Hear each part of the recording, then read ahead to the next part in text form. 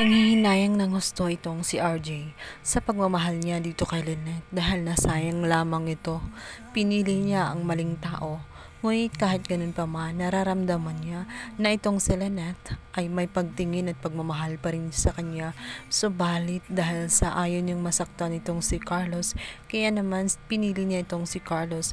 Ngunit ngayong lantaran na ang kaugalingan nitong si Carlos ay dito na nga sinabi ni RJ na sa oras nga na bumalik itong si Lynette ay gagawin niyang lahat ng paraan at hindi na nga niya ito pakakawalan pang muli. Sigurado nga naman itong si Giselle na nagsisisi na ngayon itong si Lynette sa kanyang ginawa dahil hindi niya pinili ang true love na dapat nga ay si RJ yun. Ngunit kahit ganun pa man ay wala na nga silang magagawa dahil nangyari na ang nangyari. Ang hinihiling lang nila ay sana ay makabalik na nga ng ligtas itong si Lynette.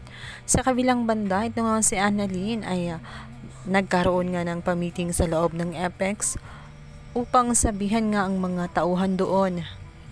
Gaganap pala ang meeting sa loob ng S-Race. Dito nga ay panay ang bulong-bulungan tungkol sa pagkatao ni Doc Carlos. Kung guilty ba talaga siya at totoo ba ang mga haka-haka na kaya ito ay nagtago o kinidnap umano itong si Lynette? At totoo ba ang akusasyon na siya ang pumatay kay Erin?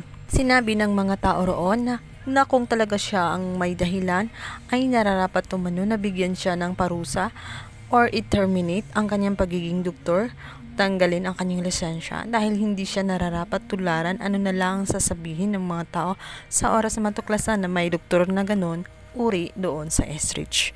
Kaya naman itong si Katie ay nagsalita na nga at pinatahimik na nga ang lahat. Na totoo ang kanilang mga narinig at may kasong inihain laban sa kanya.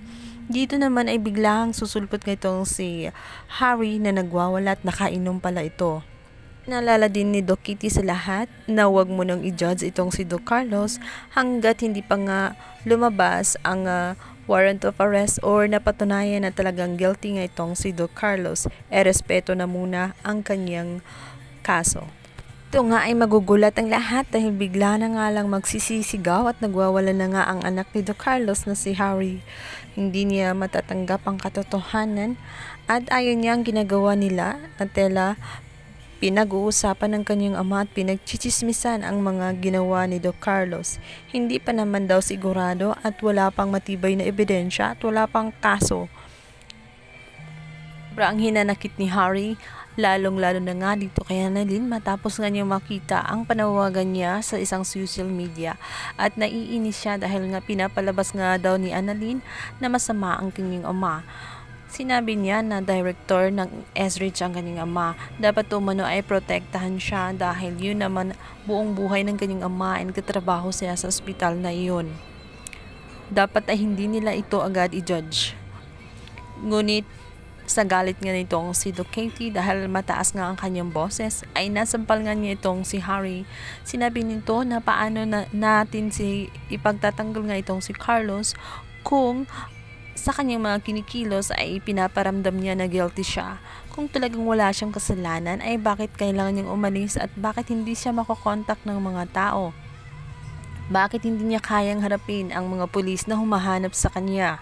Hindi nila gusto na ipahiya itong si Harry, subalit kailangan nilang kumilos para sa kaligtasan din ng ina nitong si Annalyn. Kailangan nila nang humingi ng tulong sa lahat-lahat ng mga tao sa oras nga na makakita dito kay Doc Carlos dahil nasa peligro nga ang buhay nitong si Lynette.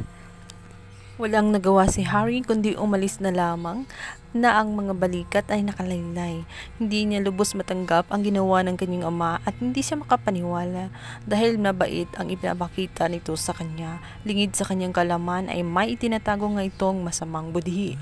Sa kabilang banda, awang-awa naman itong si Josa sa kalagayan ni Harry. Hindi naman niya gusto ang mga nangyayari, biktima lang din siya.